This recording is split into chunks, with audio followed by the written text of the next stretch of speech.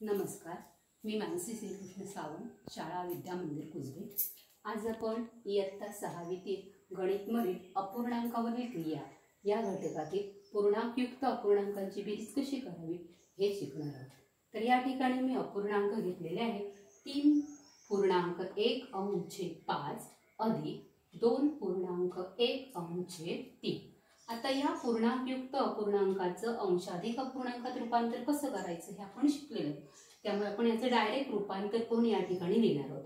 तर या ठिकाणी पूर्ण भाग 3 गुणिले 5 3 5 15 15 मध्ये आपण हा एक मिळवणार आहोत 16 म्हणजे किती झाले 16 आणि त्याचं उत्तर येतंय 16/5। पुन्हा एक बघा बघा 3 गुणिले 5 3 5 15 15 मध्ये हा अंश मिळवला झालं 16 याचं उत्तर आलंय 16/5। त्यानंतर या अपूर्णांकाचं आपण रूपांतर करूया। 2 6 6 मध्ये 1 मिळवायचा 7 आणि याचं रूपांतर येतंय 7/3। आता या ठिकाणी आपल्याला असं अपूर्णांक मिळालेला आहे 16/5 अधिक 7/3।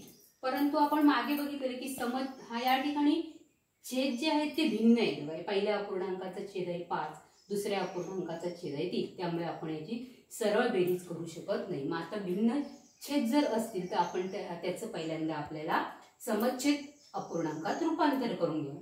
तेही आपण शिकलेलं।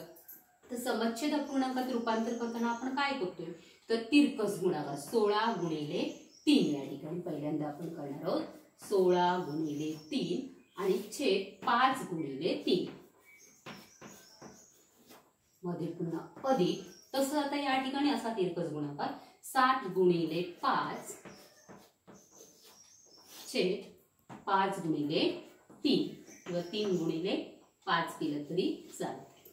आता याचं उत्तर काढूया पुन्हा 16 × 16 16 2 32 16 3 48 छेद किती येतोय 5 3 15। पुन्हा यांची करणार बेरीज 7 5 35 छेद 5 3 15। या ठिकाणी आपण इकडे घेऊया।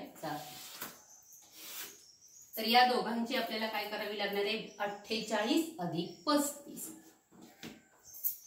48 अधिक 35 छेद एकदाच लिहूया 15। तर यांची बेरीज करूया 8 आणि 5 किती होत आहे 13 13 चे 3 हातचाला 1 4 आणि 3 7 आणि हातचा 1 8 छेद 15।